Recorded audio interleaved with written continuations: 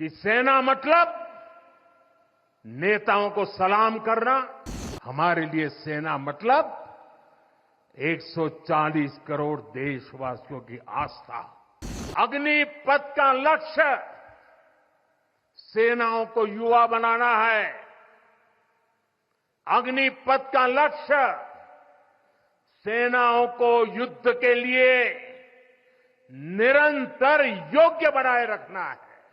दुर्भाग्य से राष्ट्रीय सुरक्षा से जुड़े इतने संवेदनशील विषय को कुछ लोगों ने राजनीति का विषय बना दिया। जोहार, नमस्कार। एक बात तो मानना पड़ेगा कि देश में जब चुनावी माहौल था तो कुछ मुद्दे इतने मजबूती से उठे कि आज भी वो चर्चा का विषय हैं, और वो न सिर्फ चर्चा का विषय हैं बल्कि उन मुद्दों पर आज भी देश के बड़े नेताओं, यहाँ तक कि प्रधानमंत्री नरेंद्र मोदी को भी सोचना पड़ता है, बोलना पड़ता है।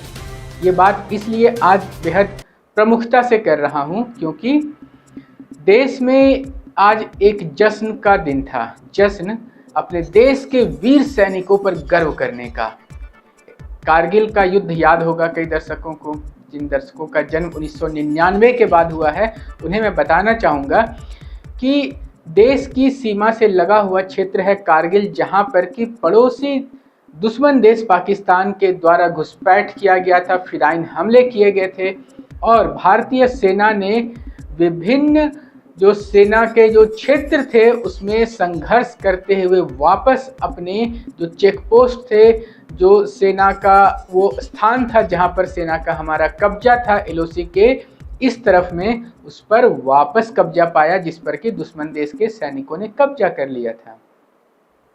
उसी का 25वां गौरवपूर्ण दिवस मनाया जा रहा था, कारगिल विजय दिवस। इस अवसर पर प्रधानमंत्री मोदी पहुंचे थे, और जब ये कारगिल विजय दिवस का जश्न का कार्यक्रम चल रहा था उसके बाद उनके अभिभाषण का समय आया, और इस अवसर को उन्होंने राजनीतिक रूप से पूरी तरह भुनाया। उन्होंने अपने भाषण में क्या कुछ कहा वो भी आपको सुनाएंगे, मगर उससे पहले एक बात कि देश में हो गई है ये गलत शुरुआत। ऐसे अवसरों पर जब देश के मान मर्यादा और अभिमान की बात होती है तो वैसे अवसरों पर कभी भी राजनीति की बातें नहीं की जाती हैं। आज से पहले कभी भी सेना के ऐसे किसी भी कार्यक्रम में राजनीतिक बातें नहीं हुई थी, मगर इस बार राजनीतिक बातें हुई, और न सिर्फ राजनीतिक बातें हुई बल्कि एक योजना विशेष जिस पर प्रधानमंत्री बोल रहे थे, एक तरह से जैसे लगा कि वो सफाई दे रहे थे। उन्होंने इस जो विशेष मुद्दा था अग्निवीर का, जिसे लेकर के चुनाव में काफ़ी ज़्यादा हंगामा मचा था। राहुल गांधी ने तो चुनाव के बाद सदन तक में कह दिया कि आपको पसंद है अग्निवीर, मगर जब हमारी सरकार आएगी तो हम इस अग्निवीर योजना को हटा देंगे, क्योंकि इस अग्निवीर योजना से सैनिकों और सैनिकों के बीच में भेदभाव आता है। किसी को पेंशन मिलेगा, किसी को नहीं मिलेगा। दुश्मन देश के जो सैनिक वो 5 साल 6 साल का प्रशिक्षण पा करके आते हैं और हमारे सामने हमलावर होकर के सेना के समक्ष खड़े होते हैं, और बदले में हमारे सैनिक जो होंगे वो अग्निवीर योजना के अंतर्गत मात्र 6 महीने का प्रशिक्षण लेके उनके सामने खड़े होंगे। क्या उनके अंदर भय नहीं होगा? क्या उनके अंदर इन्फीरियरिटी कॉम्प्लेक्स नहीं होगी? क्या उनके अंदर एक प्रकार का एक भावना नहीं होगी कि मुझे और अधिक प्रशिक्षण मिला होता तो मैं और अधिक सम्मान के साथ अपने देश की रक्षा कर पाता? बहरहाल जो भी हो, आइए सुनते हैं प्रधानमंत्री पीएम मोदी ने क्या कहा। ये वही लोग हैं जिन्होंने सेनाओं में हजारों करोड़ के घोटाले करके हमारी सेनाओं को कमजोर किया। ये वही लोग हैं जो चाहते थे कि एयरफोर्स को कभी आधुनिक फाइटर जेट न मिल पाए। ये वही लोग हैं जिन्होंने तेजस फाइटर प्लेन को भी डिब्बे में बंद करने की तैयारी कर ली, जिन्होंने एक मामूली रकम 500 करोड़ रुपए दिखाकर वन रैंक वन पेंशन पर झूठ बोला। ये वही लोग हैं जिन्होंने सीमा पर तैनात हमारे जवानों को पर्याप्त बुलेट प्रूफ जैकेट्स भी नहीं दी थी। हमारी सेनाओं ने बीते वर्षों में कई साहसिक निर्णय लिए हैं। सेना द्वारा किए गए जरूरी रिफॉर्म्स का एक उदाहरण अग्निपथ स्कीम भी है। दशकों तक संसद से लेकर अनेक कमेटी तक में सेनाओं को युवा बनाने पर चर्चाएं होती रही है। भारत के सैनिकों की औसत आयु एवरेज एज ग्लोबल एवरेज से ज्यादा होना ये हम सबकी चिंता बढ़ाता रहा है। इसलिए ये विषय बरसों तक अनेक कमिटियों में भी उठा, लेकिन देश की सुरक्षा से जुड़ी इस चुनौती के समाधान की पहले इच्छा शक्ति नहीं दिखाई गई।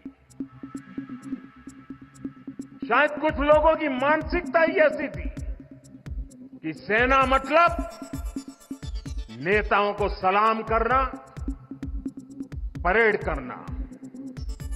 हमारे लिए सेना मतलब 140 करोड़ देशवासियों की आस्था। हमारे लिए सेना मतलब 140 करोड़ देशवासियों की शांति की गारंटी। हमारे लिए सेना मतलब देश की सीमाओं को सुरक्षा की गारंटी। अग्निपथ योजना के जरिए देश ने इस महत्वपूर्ण सपने को एड्रेस किया है। अग्निपथ का लक्ष्य सेनाओं को युवा बनाना है। अग्निपथ का लक्ष्य सेनाओं को युद्ध के लिए निरंतर योग्य बनाए रखना है। दुर्भाग्य से राष्ट्रीय सुरक्षा से जुड़े इतने संवेदनशील विषय को कुछ लोगों ने राजनीति का विषय बना दिया है। कुछ लोग सेना के इस रिफॉर्म पर भी अपने व्यक्तिगत स्वार्थ में झूठ की राजनीति कर रहे हैं। ये वही लोग हैं जिन्होंने सेनाओं में हजारों करोड़ के घोटाले करके हमारी सेनाओं को कमजोर किया। ये वही लोग हैं जो चाहते थे कि एयरफोर्स को कभी आधुनिक फाइटर जेट न मिल पाए। ये वही लोग हैं जिन्होंने तेजस फाइटर प्लेन को भी डिब्बे में बंद करने की तैयारी कर ली थी। साथियों, सच्चाई ये है कि अग्निपथ योजना से देश की ताकत बढ़ेगी और देश का सामर्थ्यवान युवा भी मातृभूमि की सेवा के लिए आगे आएगा। प्राइवेट सेक्टर और पैरामिलिट्री फोर्सेस में भी अग्निवीरों को प्राथमिकता देने की घोषणाएं की है। मैं तो हैरान हूं, कुछ लोगों की समझ को क्या हुआ है, उनकी सोच को क्या हो चुका है। ऐसा भ्रम फैला रहे हैं कि सरकार पेंशन के पैसे बचाने के लिए ये योजना लेकर आई है। मैं जरा ऐसे लोगों की सोच से शर्म आती है, लेकिन मैं ऐसे लोगों से पूछना चाहता हूं जरा कोई मुझे बताए, आज मोदी के शासनकाल में जो भर्ती होगा, क्या आज ही उसको पेंशन देना है क्या? उसको पेंशन देने की नौबत 30 साल के बाद आएगी। और तब तो मोदी 105 साल का हुआ होगा, और तब न भी मोदी की सरकार होगी। क्या मोदी जब 105 साल का होगा, 30 साल के बाद जो पेंशन बचेगा, उसके लिए मोदी ऐसा राजनीतिक है जो आज गाली खाएगा? क्या तर्क दे रहे हैं? लेकिन साथियों,